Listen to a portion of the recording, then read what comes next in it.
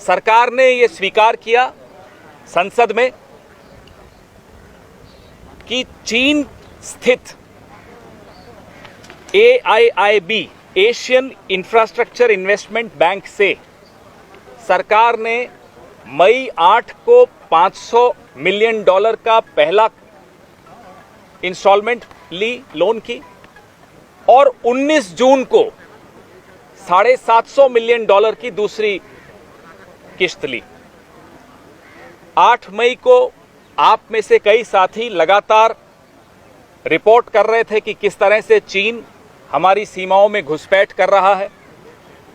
19 जून तक आते आते तो हमारे 20 वीर जवान शहीद भी हो चुके थे। ये वही तारीख है 19 जून जिसको मैं काला दिन कहूंगा हमारे देश के इतिहास में, क्योंकि पहली बार एक प्रधानमंत्री ने देश के साथ झूठ बोला। ये वही तारीख है 19 जून।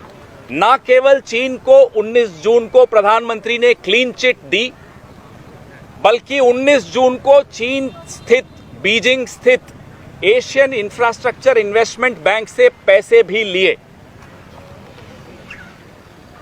ये इस सरकार का ढोंग आपके सामने है कि किस तरह से आप एक तरफ तो कहते हैं कि हम आर्थिक रूप से भी चीन से रिश्ते समाप्त करना चाहते हैं, ट्रेडर एसोसिएशंस को कहते हैं कि भाई चीन का सामान बॉयकॉट करो। आम आदमी से सारी उम्मीदें हैं मोदी सरकार को, और जब खुद पर आती है तो चीन के बैंक से पैसे लेते हैं। ये वो बैंक है जिसमें सबसे बड़ा शेयर होल्डर चीन है। इस बैंक की स्थापना जनवरी 2016 में हुई थी। AIIB आपने भी सबने रिपोर्ट किया था, बीजिंग में हुई थी। 103 इसमें सदस्य हैं। 26.6% वोटिंग शेयर सबसे ज्यादा चीन का है। तो जयशंकर जी जब कहते हैं कि बिजनेस एज यूजुअल नहीं हो सकता अब चीन के साथ, हम उनसे ये जानना चाहते हैं क्या आज भी वो इस बात पर अडिग हैं, और अगर वो इस बात पर अडिग हैं तो ये business as usual Modi ji क्यों कर रहे हैं चीन के साथ? क्या दबाव है मोदी जी पर? क्या यही दबाव है जिसके चलते आपने चीन को क्लीन चिट दिया 19 जून को?